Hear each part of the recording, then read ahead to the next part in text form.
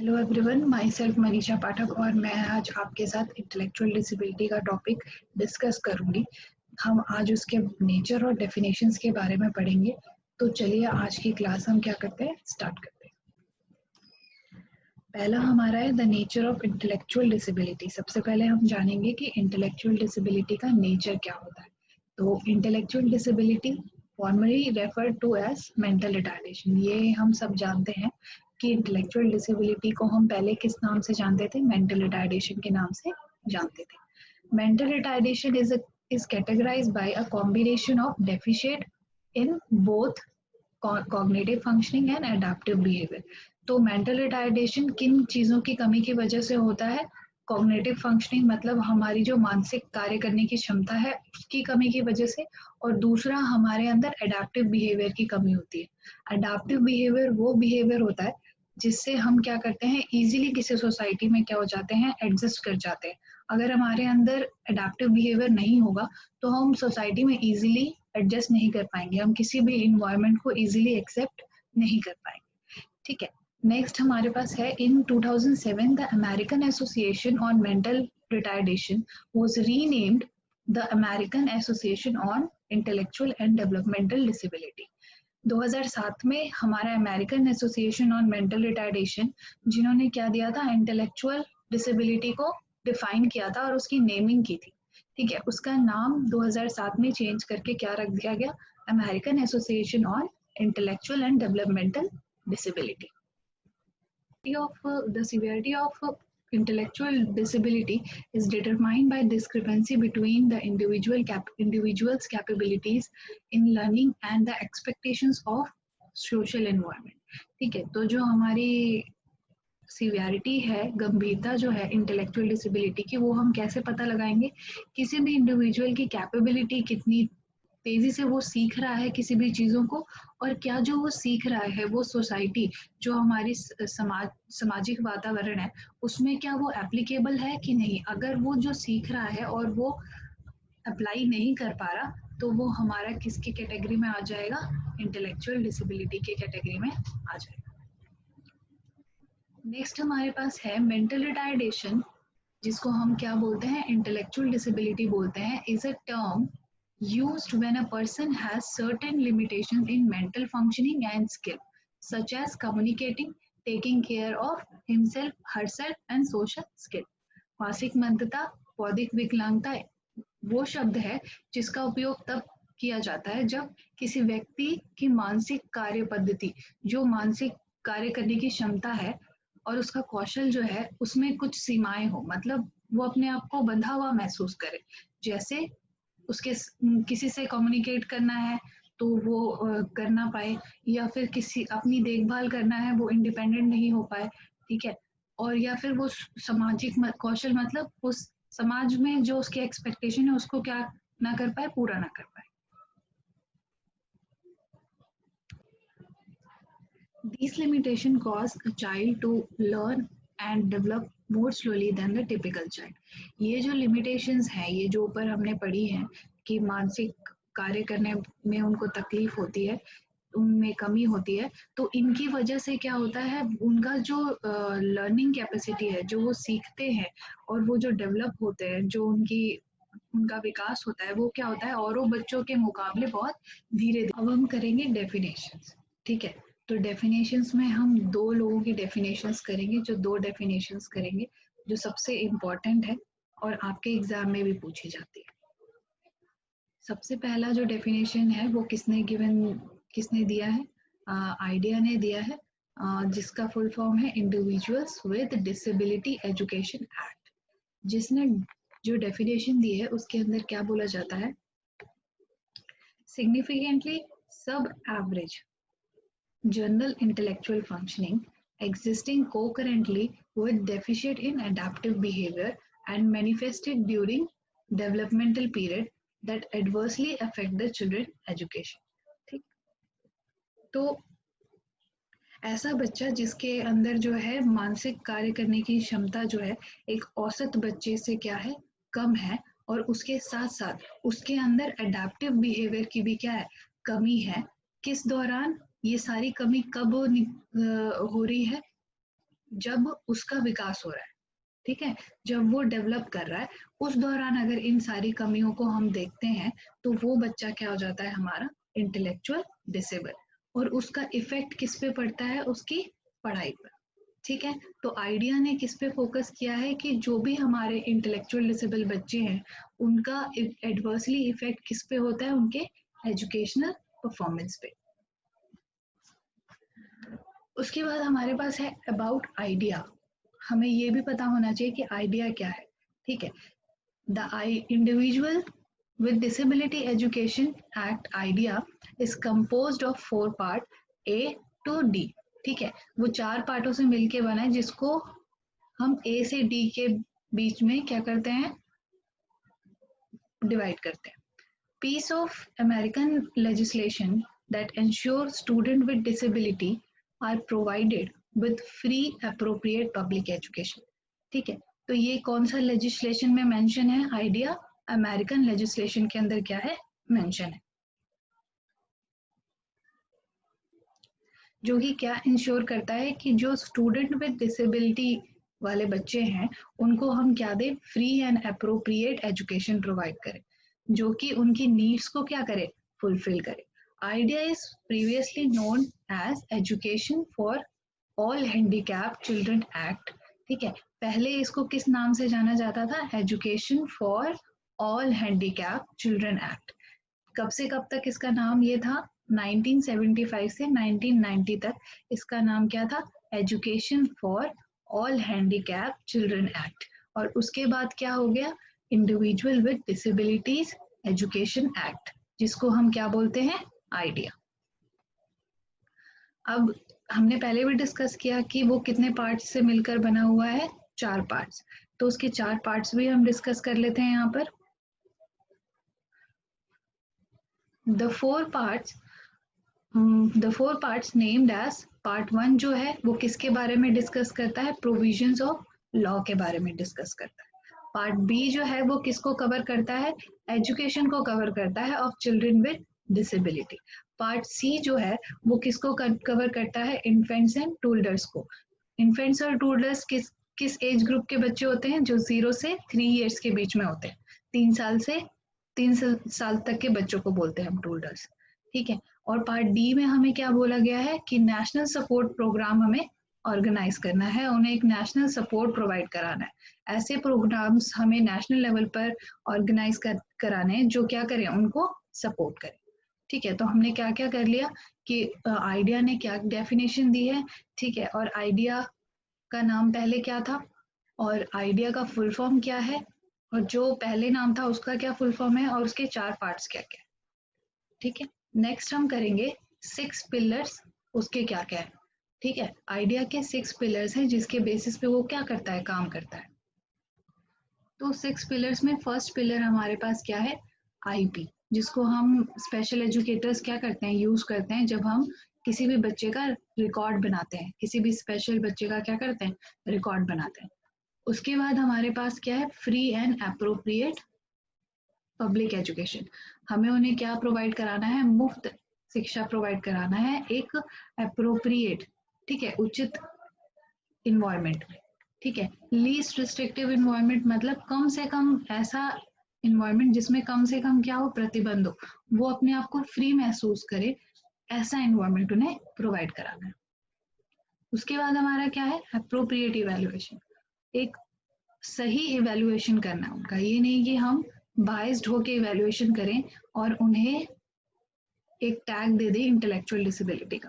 तो जब भी हमें इवेल्युएशन करना है किसी भी बच्चे का तो अच्छे तरीके से करना है ताकि हम उसके आईक्यू लेवल का कैलकुलेशन क्या करें, सही करें। पेरेंट्स एंड टीचर का पार्टिसिपेशन। ठीक है, नेक्स्ट हमारा जो है क्या, मोस्ट इम्पॉर्टेंट जिसको बोलते हैं हम, जब हम स्पेशल एजुकेटर बनेंगे तो ये सबसे ज्यादा इम्पोर्टेंट होता है, पेरेंट्स और टीचर का इंटरैक्शन या फिर बोल सकते हो कोलैबोरेशन। उसके बाद सेफ गार्ड, जब भी हम उसे कोई एक्टिविटी करा रहे हैं बच्चे को, या फिर हम उसके लिए कोई एक्टिविटी प्लान कर रहे हैं, या फिर हम उसकी स्क्रीनिंग कर रहे हैं, तो उस टाइम हमें उसकी सेफ्टी का भी ध्यान रखना है। तो हमारे 6 पिलर्स क्या क्या हो गए, सबसे पहला हमारा हो गया आईपी, उसके बाद हमारा हो गया free and appropriate public education, उसके बाद हमारा हो गया लीस्ट रिस्ट्रिक्टेड एनवायरनमेंट, उसके बाद हो गया एप्रोप्रिएट इवैल्यूएशन, उसके बाद हो गया parents and teacher participation and the last one is procedural safeguards. ठीक है, आई थिंक आपको ये क्लियर होगा। नेक्स्ट अब हम लोग करेंगे AAIDD, जिसका फुल फॉर्म क्या है, American Association of Intellectual and developmental disabilities. इसने भी एक डेफिनेशन दी है आईडी की, इंटेलेक्चुअल डिसेबिलिटी की। तो क्या डेफिनेशन दी है इसने डेफिनेशन दी है categorise by significant limitation both in intellectual functioning and adaptive behavior, which covers many everyday social and practical skills, and the disability originated before the age of 18। ठीक है, तो इन्होंने क्या कहा है कि वो बच्चा जिसके अंदर मानसिक कार्य करने की क्षमता की कमी है या फिर एडेप्टिव बिहेवियर की कमी है, मतलब जो इजीली किसी भी इन्वायरमेंट में नहीं रह पाता, एडजस्ट नहीं हो पाता। ठीक है, बट उन्होंने एक और बात कही है कि वो किस चीज को कवर कर रहे हैं, सोशल एंड प्रैक्टिकल स्किल्स को। और आइडिया ने क्या कहा था कि उन्होंने किस चीज को कवर किया था कि उन्होंने कहा था कि इसका जो एडवर्सली इफेक्ट किस चीज पे होता है, एजुकेशनल परफॉर्मेंस पे। बट यहाँ पे इन्होंने जो मेंशन किया है वो किसकी बात कर रहे हैं, सोशल एंड प्रैक्टिकल स्किल्स की। ठीक है, और एक और जो सबसे इम्पोर्टेंट चीज इन्होंने डेफिनेशन में लिखी है कि जो हमारे इंटेलेक्चुअल डिसेबिलिटी होती है वो 18 से पहले होती है, 18 एज ग्रुप से पहले। 18 तक हमारा माइंड क्या हो जाता है, डेवलप हो जाता है। ठीक है, तो जो भी हमारी माइंड से रिलेटेड कोई प्रॉब्लम होगी वो कब किस एज से पहले होगी, 18 एज से पहले। उसके बाद हम जानेंगे कि AAIDD क्या है। AAIDD जो है हमारा American Association of Intellectual and Developmental disability, जिसका पुराना नाम जो था वो क्या था, American Association of Mental retardation. ठीक है, अब जो है इसको फाउंड कब किया गया था, 1876 में, जिसमें क्या था, सारे प्रोफेशनल्स का क्या था, कोलैबोरेशन था, जो काम करते थे वर्ल्ड के सारे इंटेलेक्चुअल डिसेबिलिटी वाले बच्चों के लिए। ठीक है, और जैसा कि मैंने पहले भी बताया था कि AAIDD has produced guideline naming, defining and diagnosing the condition known today as intellectual disability। तो AAIDD ने क्या किया था, नेमिंग की थी, डिफाइनिंग की थी एंड डायग्नोसिंग की थी, किस चीज की, इंटेलेक्चुअल डिसेबिलिटी। ठीक, नेक्स्ट हम करेंगे उसके गोल्स। तो गोल्स में सबसे पहला गोल हमारा क्या है, एनहांसिंग द कैपेसिटी। हमें क्या करना है, कैपेसिटी इनहांस करना है किन का, जो प्रोफेशनल्स हैं, जो इस फील्ड के ट्रेंड लोग हैं, उनका कैपेसिटी क्या करना है, हमें बिल्ड करना है।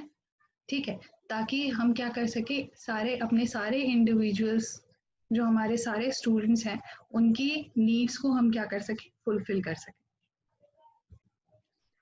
सेकेंड हमारे पास है promote the development of society that fully include individual with intellectual and Developmental disability.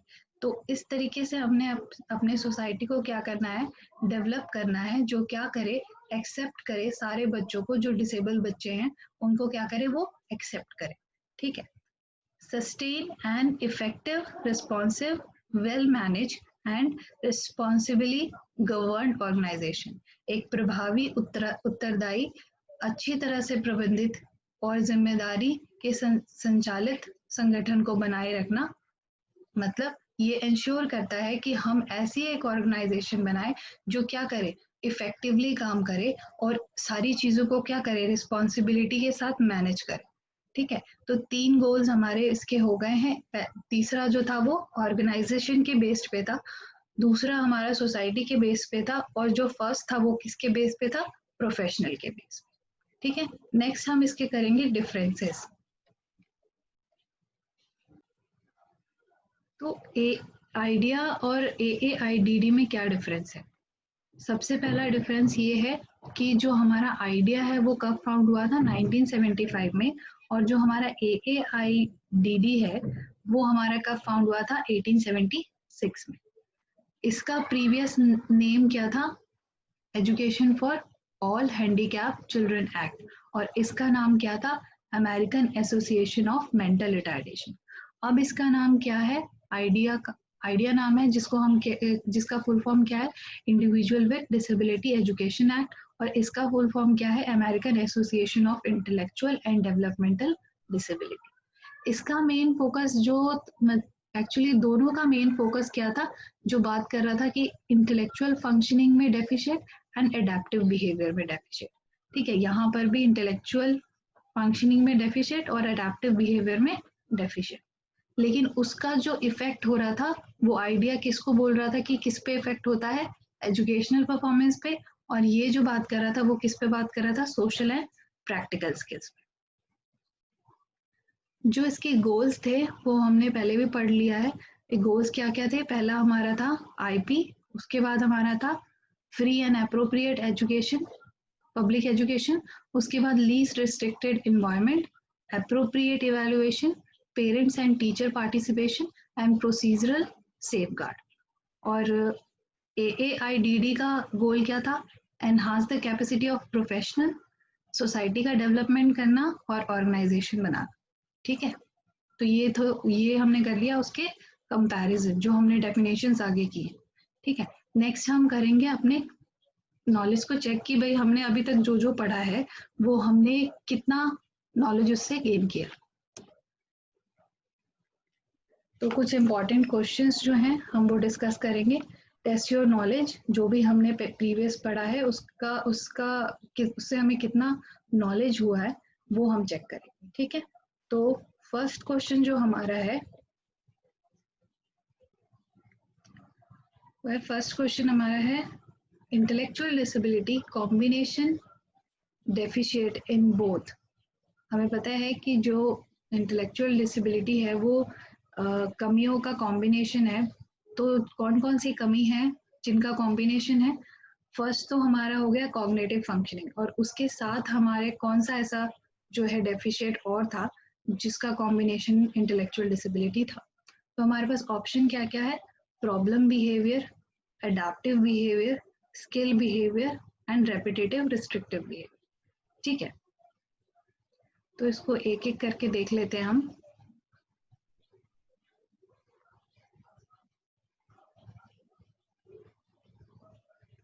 तो पहला हमारा जो है प्रॉब्लम बिहेवियर। प्रॉब्लम बिहेवियर जो है वो बिहेवियर होता है जिसमें हम क्या करते हैं, जो सोसाइटी को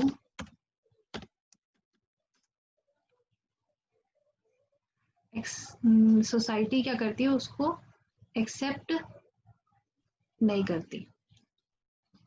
यहाँ पे लिख सकते हैं हम not acceptable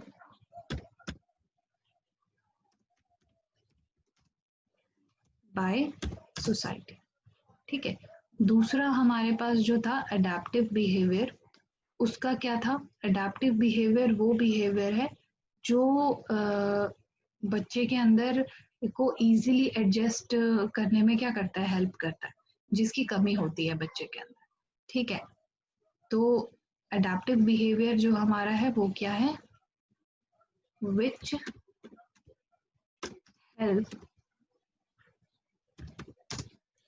to develop our personal independency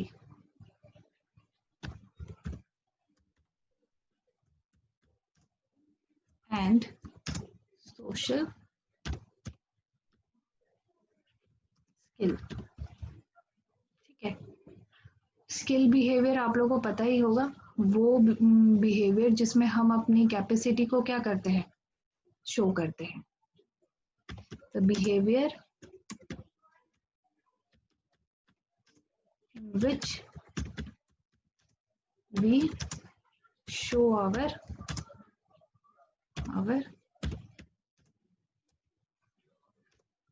ability or capacity to do any activity।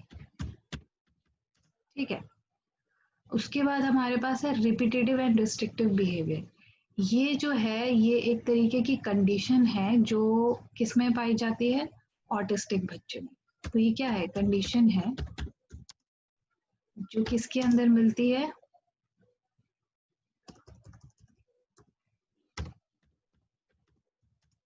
Condition है किसके अंदर मिलती है, ADHD के अंदर।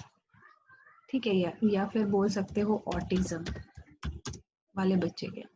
ठीक है, तो अब इनमें से हमें पता है कि हमने किसके बारे में बात करी थी, हमने जो बात की थी वो किसके बारे में बात की थी, जो हमारा सोशल स्किल में डेफिशिएंट एंड पर्सनल इंडिपेंडेंसी में डेफिशिएंट। तो जो हमारा आंसर हो जाएगा वो क्या होगा, वो हमारा होगा बी। ठीक है, तो बी हमारा क्या हो जाएगा आंसर। ठीक है, नेक्स्ट क्वेश्चन देखते हैं। नेक्स्ट क्वेश्चन में हमारा क्या पूछा गया है, in which year American Association of Mental Retardation was renamed. कौन से ईयर में रीनेम किया गया था, तो इनमें से कौन सा 2002 होगा या 1986 या फिर 1992 या फिर 2016 या फिर इनमें से कोई भी नहीं। तो अगर हम देखें इसमें, तो जो हमारा ईयर गिवन है इसमें, तो फर्स्ट ईयर जो है वो हमारा क्या है, SSA का, सर्व शिक्षा अभियान का एस्टेब्लिशमेंट हुआ था उस टाइम। और जो 1986 है इस टाइम पर हमारा क्या बना था, नेशनल एजुकेशन पॉलिसी। ठीक है, और 1992 में जो हमारा था वो क्या हुआ था, RCI एस्टेब्लिशमेंट। RCI जो हमारा है वो क्या है, सर्टिफाइड करता है, सर्टिफिकेशन प्रोवाइड करता है किसी भी ऑर्गेनाइजेशन को इस फील्ड में काम करने के लिए, एंड जो प्रोफेशनल्स है उनको भी लाइसेंस प्रोवाइड कराता है इस फील्ड में काम करने के लिए। किस फील्ड में, स्पेशल एजुकेशन की फील्ड में काम करने के लिए। ठीक है, तो 1992 में RCI बना था, जिसका क्या फुल फॉर्म है, रिहैबिलिटेशन काउंसिल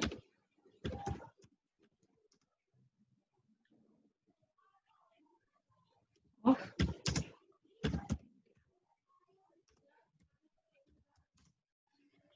ठीक है, उसके बाद हमारा जो है 2016 में क्या आया था, RPWD।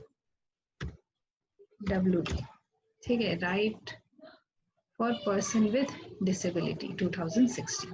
तो इनमें से मुझे लगता है कि कोई भी ऐसा ईयर नहीं है जो जिस ईयर में हमने क्या किया हो, अपना ये American association on mental retardation का जो है रीनेमिंग किया। तो हमारा सही जो आंसर होगा वो क्या हो जाएगा, नन ऑफ दीज। ठीक है, सही आंसर हमारा क्या हो जाएगा, नन ऑफ दीज। और इसका आंसर क्या होना चाहिए, 2007। किस ईयर में हुआ था, 2007 में। नेक्स्ट हमारा क्वेश्चन जो है वो क्या है कि मेंटल रिटार्डेशन, जिसको हम इंटेलेक्चुअल डिसेबिलिटी भी बोलते हैं, is term used when a person has certain limitation in mental functioning and skill. तो ऐसा बच्चा जिसके अंदर किस चीज की कमी है, मेंटल फंक्शनिंग मतलब दिमाग की कार्य करने की क्षमता की कमी है, और उसके स्किल के अंदर कमी है, कौशल की कमी है। ठीक है, तो स्किल के अंदर ऐसी कौन कौन सी चीजें हैं जो इंक्लूड होती है। सबसे पहला ऑप्शन हमारे पास क्या है, कॉग्निटिव स्किल। ठीक है, जो कम्युनिकेशन स्किल। और उसके बाद हमारा क्या है, प्रॉब्लम सॉल्विंग स्किल। उसके बाद हमारा जो है सोशल स्किल है, एकेडमिक स्किल है, और पर्सनल स्किल्स है। तो इसमें पहला ऑप्शन जो है दिया है ओनली ए। तो हमें पता है कि कम्युनिकेशन स्किल की डेफिशिएंट तो होती है। ठीक है, उसके बाद दिया है A, C और D। तो यहाँ पे दिया है C हमारा क्या है, सोशल स्किल की भी डेफिशिएंट होती है हमारे इंटेलेक्चुअल डिसेबल बच्चे में। और D हमारा है पर्सनल स्किल्स की भी क्या होती है, डेफिशिएंट होती है। तो बचा क्या हमारा बी और एकेडमिक स्किल जो हमारा बच गया। तो बी जो है प्रॉब्लम सॉल्विंग स्किल की भी डेफिशिएंसी होती है उनके अंदर, उनकी उसकी भी कमी होती है, वो इजीली किसी भी चीज को सॉल्व नहीं कर सकते जैसे नॉर्मल बच्चे करते हैं, ठीक है।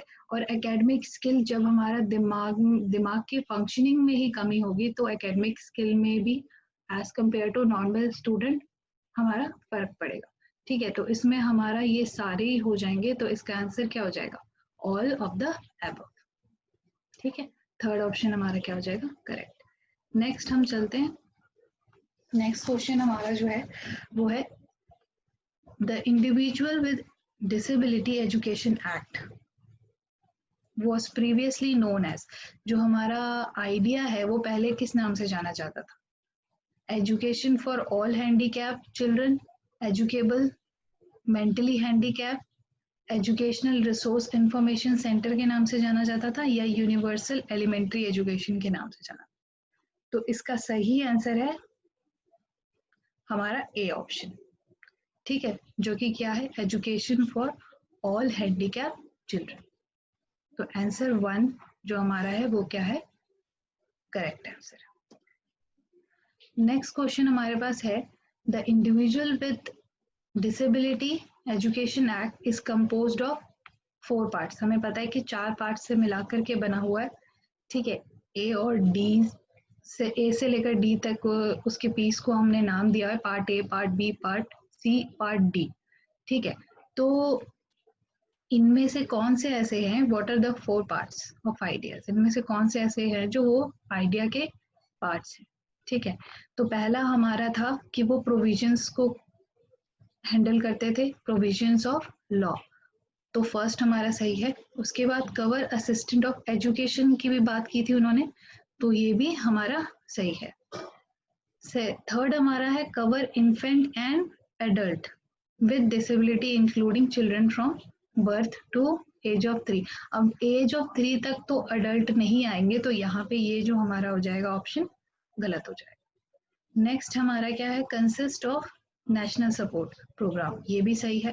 तो हमारा ऑप्शन कौन सा सही हो जाएगा, ए, बी और डी। इसमें से जो हमारा सेकेंड वाला है वो हमारा क्या हो जाएगा, आंसर, ठीक है। नेक्स्ट हमारा जो क्वेश्चन है वो क्या है, 6 पिलर्स कौन कौन से हैं आइडिया के, इनमें से। तो पहला तो था हमारा आईपी, ठीक है, वो तो था ही। फेप जो था वो भी था, और एलआरई भी था, लेकिन एफएसपी नहीं था। इसका फुल फॉर्म हम कर लेते हैं।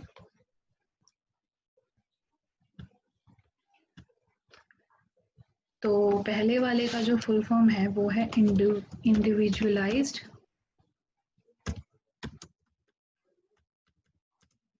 एजुकेशनल प्रोग्राम, ठीक है। उसके बाद हमारा जो है फेप जो है वो है फ्री अप्रोप्रिएट, ठीक है, पब्लिक एजुकेशन। उसके बाद हमारे पास जो है LRE, तो वो हमारा क्या है, लीस्ट रिस्ट्रिक्टिव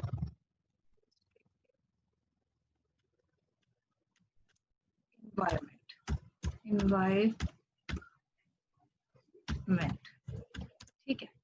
उसके बाद FSP क्या है, FSP हमारा है फैमिली सपोर्ट प्रोग्राम। ये जब हम स्कूल्स में होते हैं, स्पेशल स्कूल्स में या फिर इंक्लूसिव स्कूल्स में, तब हम क्या करते हैं, एक प्रोग्राम बनाते हैं जिसमें हम फैमिली को भी क्या करते हैं, इन्वॉल्व करते हैं, ताकि वो अपने बच्चे के एक्टिविटीज में क्या कर सके, इनपुट दे सके, और उसकी ग्रोथ, उसकी नीड्स और ग्रोथ को क्या कर सके, पूरा कर सके, ठीक है। तो ये सारे थे हमारे। तो इनमें से हमारा फर्स्ट 3 जो ऑप्शन है वो क्या है, करेक्ट है। तो हमारा फर्स्ट 3 ऑप्शन मतलब A, B, C, तो इनमें से कौन सा हो गया हमारा, फोर्थ, ठीक है। तो हमारा आंसर कौन सा हो जाएगा? हो जाएगा फोर्थ आंसर।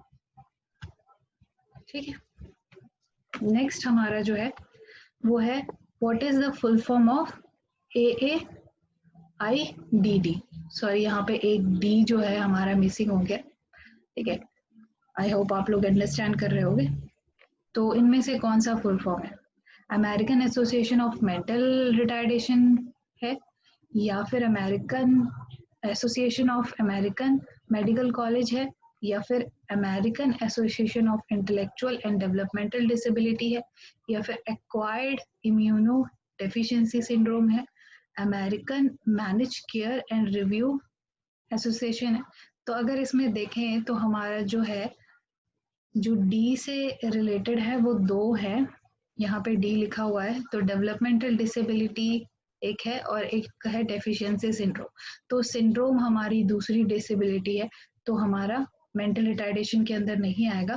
ठीक, तो ये जो हमारा ऑप्शन हो जाएगा C option, American Association of Intellectual and Developmental Disability, जो हमारा क्या हो जाएगा।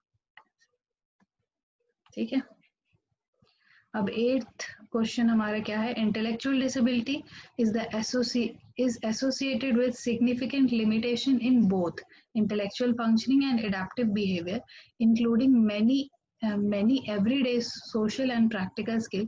How many years of disability occur before age? मतलब कौन से ईयर से पहले हमारा जो है डिसेबिलिटी जो होता है, इंटेलेक्चुअल डिसेबिलिटी अकर होता है। ठीक है, तो इसमें ऑप्शन शो हो रहा है आपको, वो है हमारा सी ऑप्शन, जो कि क्या है हमारा 18 इयर्स। क्लियर है? उसके बाद हमारे पास 9th क्वेश्चन जो है वो क्या है? AAIDD जो है हमारा वो 1876 में फाउंड हुआ था। ठीक है, तो इसके अंदर हमारे 3 गोल्स थे। ठीक है, तो उन 3 गोल्स में से इनमें से कौन सा 3 गोल्स जो हमारा यहाँ पे मेंशन है? ठीक है, तो उसे हमें देखना है। Which of the following is the goal of AAIDD? इनमें से कौन सा जो है AAIDD का क्या है, लक्ष्य है?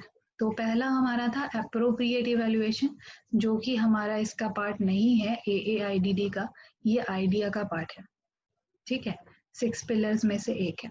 उसके बाद हमारे पास promote and development of the society, ये हमारा जो है AAIDD का पार्ट है, गोल। ठीक है, पेरेंट्स एंड टीचर पार्टिसिपेशन, ये भी हमारा आइडिया का 6 पिलर में से एक है। एंड प्रोसीजरल सेफगार्ड भी हमारा क्या है, आइडिया का 6 पिलर्स का एक पार्ट है। तो इसका आंसर हमारा क्या हो जाएगा? बी। तो बी हमारा इसका आंसर हो जाएगा। ठीक है, लास्ट हमारा जो आंसर क्वेश्चन है वो क्या है? An intellectual disability, formerly referred to as mental retardation, deficit in intellectual functioning and adaptive behavior, which limits, कौन कौन सी चीज़ों को वो लिमिट्स कर देता है? एजुकेशनल परफॉर्मेंस को, सोशल एंड प्रैक्टिकल स्किल्स को, डेवलपमेंट ऑफ चाइल्ड, और इंक्रीज द कॉग्निटिव फंक्शनिंग। तो ऑब्वियसली सी बात है, यहाँ पे हमने सब जगह डेफिशिएट की बात की है, हर जगह हमने डिक्रीज होने की बात की है, रिडक्शन की बात की है, कमी होने की बात की है, तो ये इंक्रीज वाला ऑप्शन नहीं आएगा। ठीक है, डेवलपमेंटल लिमिटेशंस होती हैं, सोशल एंड प्रैक्टिकल लिमिटेशंस होती हैं, ये हमारा AAIDD के डेफिनेशन में गिवन है, और ये आइडिया के डेफिनेशन। ठीक है, तो हमारा इसका आंसर हो जाएगा 4th, जो एक्सेप्ट डी, सॉरी, हाँ, हमारा हो जाएगा इसका आंसर एक्सेप्ट डी। बाकी सारे हमारे क्या हैं, लिमिटेशंस। ठीक है, तो आई होप आपको मेरी क्लास समझ में आई होगी। अगर आपको मेरी क्लास पसंद आई हो तो प्लीज़ मेरे चैनल को सब्सक्राइब कीजिए और ज़्यादा से ज़्यादा शेयर कीजिए।